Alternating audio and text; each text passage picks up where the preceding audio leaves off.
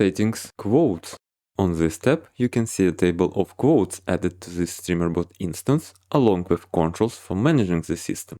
This system allows you and others to add, remove, and retrieve quotes. Enable checkbox enables the system.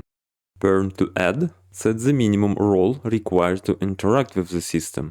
Allow subscribers checkbox allows all subscribers to use quotes, regardless of their role. In the table, you can only view and delete quotes. To manage quotes, you need to use special chat commands, subactions, or C# methods. Editing quotes is not possible.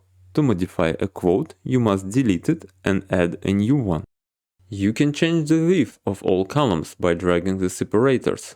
If you double-click on a separator, the column will resize to fit the width of its largest value.